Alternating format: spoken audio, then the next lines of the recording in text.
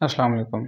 उर्दू के पेपर में सबसे बड़ी गलती जो बच्चे कर जाते हैं वो ये है कि वो टाइम की मिसमैनेजमेंट पे आ जाते हैं। यानी अगर कोई सवाल उनको अच्छी तरह आ रहा है तो वो उस पर ज़्यादा टाइम लगाने के चक्कर में पड़ जाते हैं।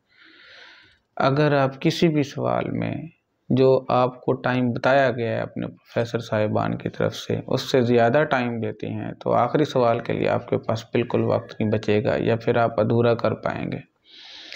तो अगर आपको बताया गया है कि आप नज़म के अशार की तशरीह 25 मिनट में, गज़ल के अशार की तशरीह 30 मिनट में, इक़्तिबास की तशरीह 30 मिनट में, ख़ुलासा 20 मिनट में, नज़म का ख़ुलासा 5 मिनट में, मकालमा 20 मिनट में और तलख़ीस 20 मिनट में, 15 से 20 मिनट में और दरख्वास्त या रसीद है तो 10 मिनट में, आपको जितना टाइम बताया गया आप उससे बिल्कुल एक्सीड नहीं करेंगे।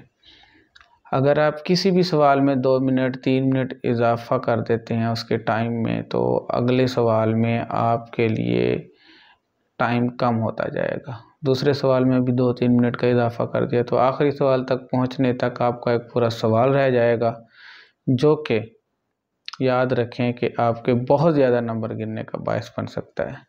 तो ये बहुत भयानक गलती होती है जो बच्चे कर जाते हैं। सारे साल की मेहनत, राइटिंग, प्रेजेंटेशन, सारी की सारी उसकी मेहनत अकारत हो जाती है अगर वो इस वक्त ज़िम्मेदारी का मुज़ाहरा ना करे।